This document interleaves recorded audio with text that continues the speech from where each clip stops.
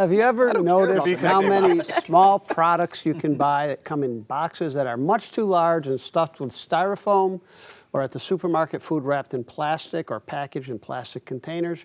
In New York, that could change. A bill in the Assembly would require manufacturers to make all packaging recyclable. The bill's supporters say it will save more than $1 billion in reduced landfill costs over a decade.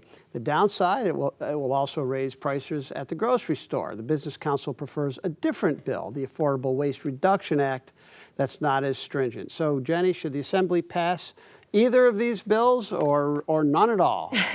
I am really glad that New York is looking seriously at this issue of waste. Both bills are actually taking up something that we have failed to really recognize is a cost on us, which is the packaging as part of that consumption process. We drink a lot of milk in my household. My family also are Canadian, so we spend time in Canada. And in Canada, when you get your milk in a plastic container, it's actually a little plastic bag, a very thin little bag, and it goes into a container, and you pour your milk that way. No big plastic jugs.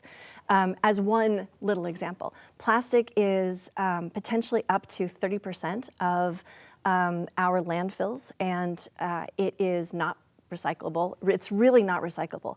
The Affordable Waste Reduction Act that is being proposed by the business councils is really focused more on the recycling side. But again, that's very limited because you can't recycle plastics like you can glass and aluminum. Whereas the other bill actually is focused more on ways that you can get rid of the plastics in the first place from getting into landfills. Does recycling work, Chad? You're the economist on the panel. I'm thinking less about that narrow question and more broadly about like bans, and bans lead to unintended consequences. And yeah, so I think a lot about like the plastic bag ban from grocery stores, and it's fun to read the research on what happened on that, and that ban led to increased sales of plastic bags, and that the reusable plastic bags need to be used between 5 and 20 times to cancel out the carbon footprint from one single-use bag, and people often fall short of that target. A lot of the objections that you're seeing to this particular proposal are about unintended consequences, which include rising consumer prices, jobs moving out of state, and increased food spoilage.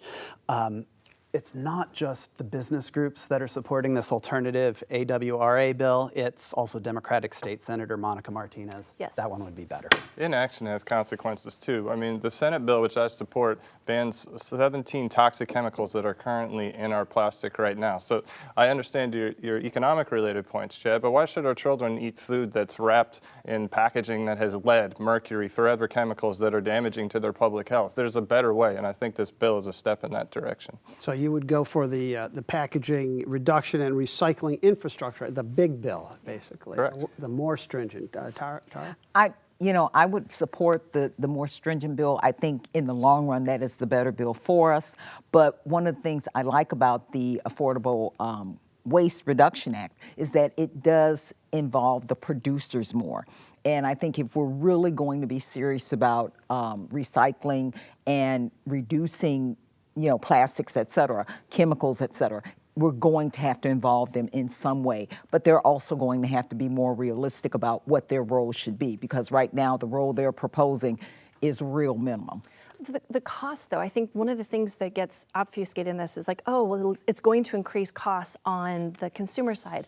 But the reality is that our solid waste stream is really stretched. So we're running out of landfill space. Where are we going to keep putting all of this trash? And that has real cost.